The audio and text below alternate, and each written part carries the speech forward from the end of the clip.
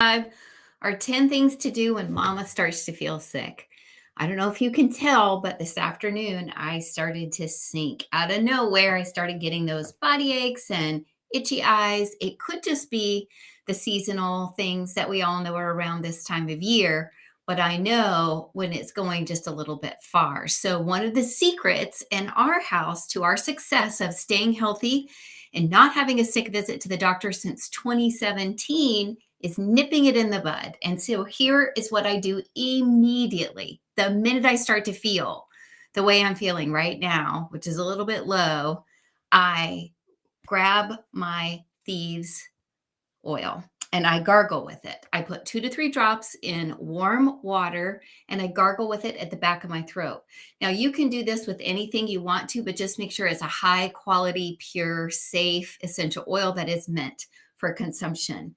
Young Living has vitality oils that are specifically approved by the FDA for that purpose. So I use those. And I make warm water and I do that several times throughout the day. It's just a couple ounces and it gets at the very back of the throat because that's where so much illness begins.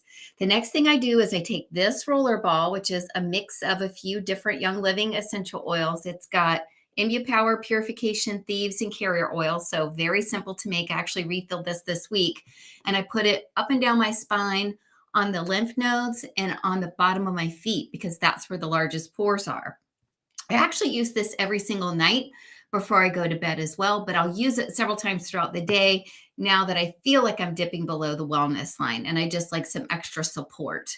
I also rub diluted Thieves and Purification up and down my chest because I often find no matter how I'm feeling that here really helps my body. I'll put 3 to 4 drops of these oregano and frankincense in a capsule and I top it off with carrier oil. Again, I use those vitality oils, but we call that the FOT mixture in our house. And I'm telling you, that FOT mixture has really made me feel grateful to have it many times.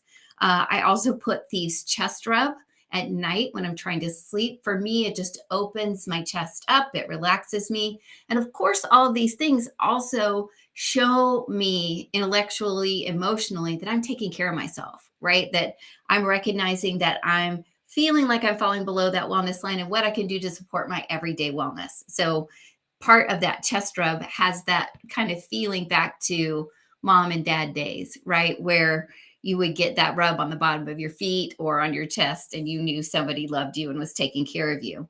I double up on my Need Your Red. I take a shot of that every single morning and have since 2017, but I'll probably take some in the afternoon tomorrow as well as the evening.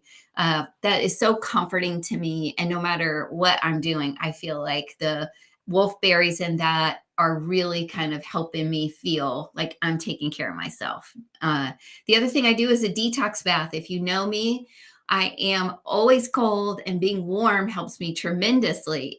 In fact, when we were looking for homes, one of the critical things for me is that there is a bath because I take hot baths anytime I start to feel either emotionally or physically kind of down a little bit, and they boost me up and help me feel better. But in this bath, I add Epsom salts, rosemary, frankincense, lemon, and again, thieves. You'll notice that's a very common player in this.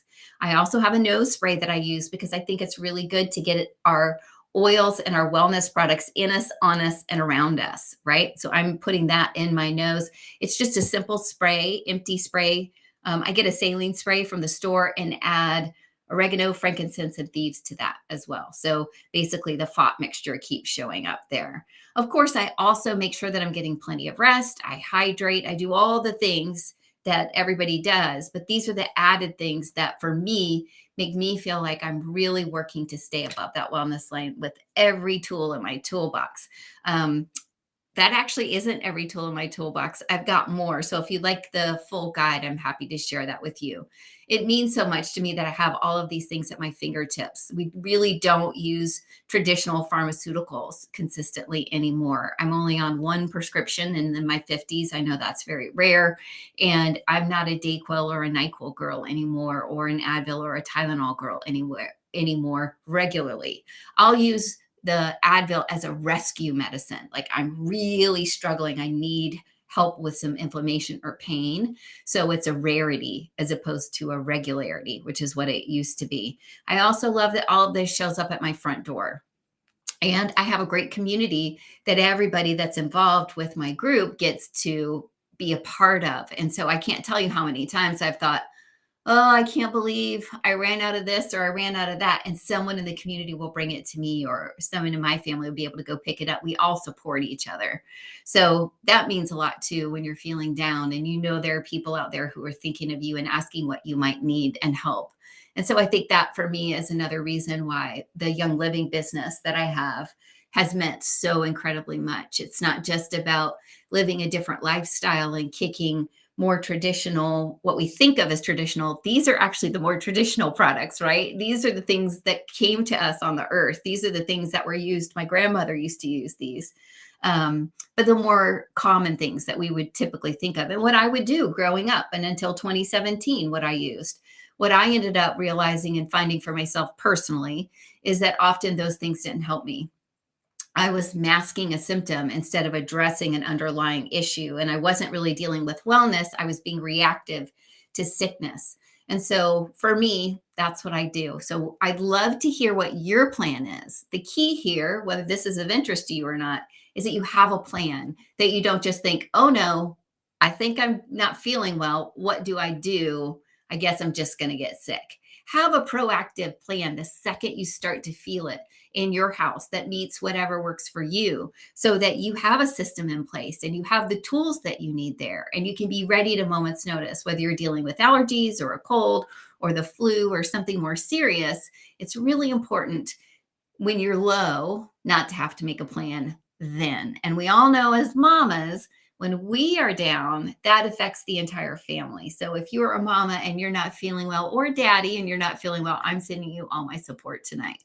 I hope you feel better and I hope this was helpful. I'm looking forward to talking to you tomorrow here live around 5.